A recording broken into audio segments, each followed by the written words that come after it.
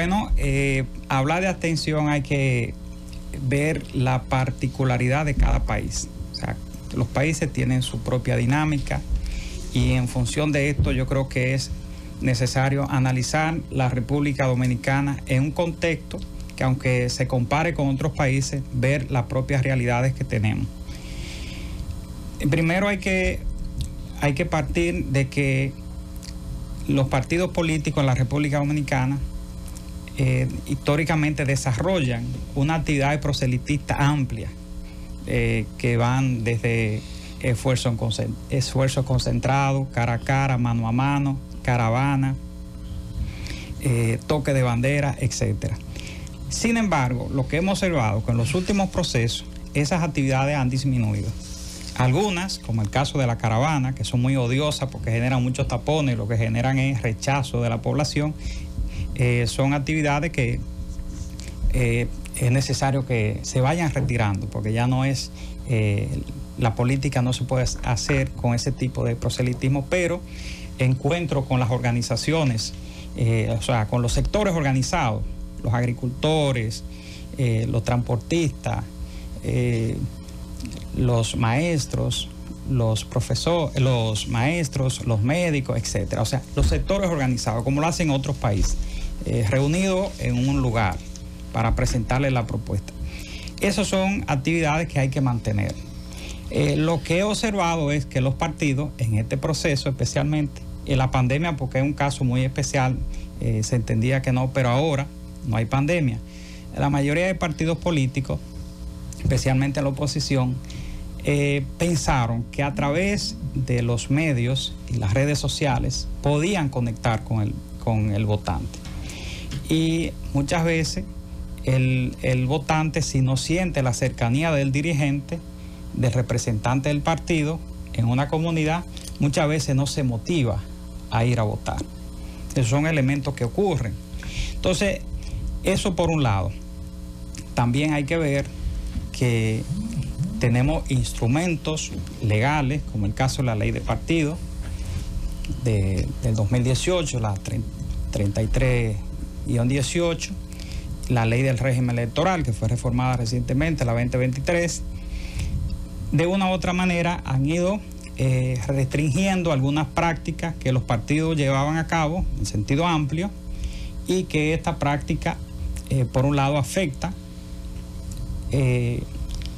las recaudaciones de los partidos políticos. O sea, los partidos políticos, aunque reciben fondos del Estado, esos fondos no son suficientes para que los partidos mantengan la operatividad a nivel nacional. O sea, los partidos políticos, la gran mayoría, tienen un local, no en una provincia, en un municipio, en cada sector, especialmente en el Gran Santo Domingo. Eso tiene un costo de energía, pago de alquiler del local. O sea, hay una serie de gastos que se llevan a cabo y que los partidos no tienen medios de recaudaciones más allá de lo que están recibiendo de algunos sectores empresariales que a veces aportan, pero no de la población en sentido general.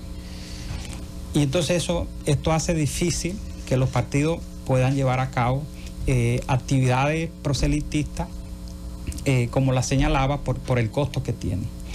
Entonces, al alejarlo de una u otra manera del votante, del elector, eso naturalmente que va a incidir en la participación. Ahí hay un elemento que hay que reflexionar. Los partidos tienen que ver, por un lado, esa parte. Lo otro es que los partidos tienen como función esencial la canalización de la demanda de la población. Y si los partidos no se convierten en los entes canalizadores de esa demanda, la población tampoco lo va a seguir. Entonces, el primer elemento, que está asociado a lo que es la recaudación de fondos para la campaña, más allá de lo que reciban del Estado, que se pudieran ver que muchos recursos, pero que, como le digo, los partidos tienen grandes gastos. Por el otro, lo que tiene que ver con las actividades proselitistas que llevan a cabo, y por último, la canalización de la demanda. Pienso que ahí están centrados parte de ese problema de la abstención. O sea, de que los partidos tienen que, en vista de la nueva normativa, tienen que adaptarse a este cambio que implica la norma.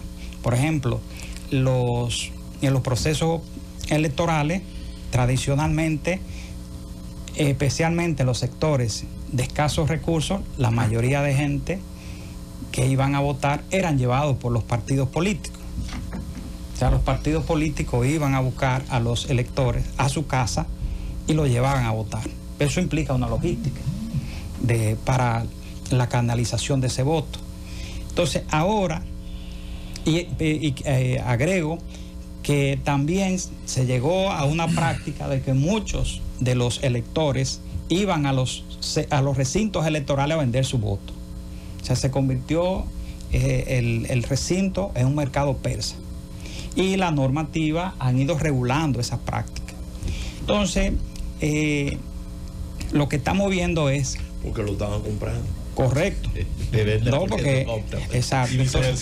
Entonces, las normativas han ido regulando esos aspectos y esto naturalmente que está incidiendo. Ahora bien, lo que debemos entender que una democracia, por ejemplo, si vamos a Estados Unidos, vemos Estados Unidos la participación ronda el 60% en los últimos... y hasta menos a veces. Sí. Se politizó en el 20 mucho. Sí, sí. Por el tema del voto por correo y elevó por primera vez yo creo que de la reelección de Reagan había subido tanto como había subido. Correcto. Entonces, lo que vemos es que en la democracia, los partidos, o sea, la participación, esa democracia estable como Estados Unidos, ronda más o menos el 60%. Revisa el concepto. Porque lo que está pasando ahora mismo en Estados Unidos hay una gran participación. No te dice que es una democracia estable. Hay un problema de fondo muy serio. Pero lo interesante aquí sería, Pelegrín, si cuando la gente comienza a ver ese peligro, la sociedad tiende a politizarse. Es decir, gente que antes no votaba, de que antes lo dejaba de lado, comenzó a decir, bueno, mi forma de vida está en peligro, ¿cómo lo puedo defenderla? Por el voto. No sé si ese razonamiento es correcto, pero hubo un aumento en la participación cuando comenzó a politizarse y a radicalizarse tras 2016. La política norteamericana aumentó. Biden tuvo el récord de votos para un presidente ganador. Sí, pero Trump lo tuvo para un presidente perdedor. El reto de voto por correo. Sí, claro. No, la polarización tiende a aumentar el voto. Que es donde el maco tiene la manteca. Sí. La polarización tiende a aumentar el voto. O sea, en cualquier país. Pero no, me refiero a democracia estable por la tradición que tiene. Hasta hace poco era así. Que tiene Estados Unidos como uno de los principales referentes en el mundo, en el ámbito democrático. El mayor. Pero en América Latina, por ejemplo, el caso de Costa Rica, Chile, tienen alta abstención electorales. En Chile es la octava o sexta más alta del mundo. Correcto. Entonces, estamos hablando en Chile casi de un 53% de la abstención. Estamos hablando que un promedio muy alto. Y eso lo que evidencia es que en la democracia, cuando, el voto, el sufragio, las personas deciden ejercerlo de manera voluntaria. Es una decisión voluntaria. Ahora hay países, como decía el general Cordero, que tienen el voto obligatorio, que son sancionados, se le aplica una multa por no ejercer el sufragio. Por ejemplo, el caso de Perú, el caso de Perú, Ecuador, Bolivia, son países que establecen ese mecanismo. Y ahí entonces la participación aumenta. El caso de Argentina, la participación es de un 80%. En Uruguay, que tienen el voto obligatorio, es de un 90% la participación. Sí, pero luego un voto en blanco. Es correcto, porque es una expresión de rechazo. Es una forma de abstención. Tú solo transfieres la abstención no numerada a un voto obviamente de bajísima calidad, nulo en términos democráticos. Correcto. Entonces, es una forma de abstención. Es una expresión de rechazo. Sí. Entonces, lo que quiero decir que en el caso nuestro, estamos en un proceso de transición hacia un voto que se está movilizando de manera, tradicionalmente lo que ocurríamos era que la mayoría de los votantes, no la mayoría, vamos a decir un 30% aproximadamente de los votantes eran movilizados por los partidos. Y entonces lo que estamos viendo es que esa tendencia está cayendo por los factores que mencionaba anteriormente. Y se refleja naturalmente en la abstención electoral.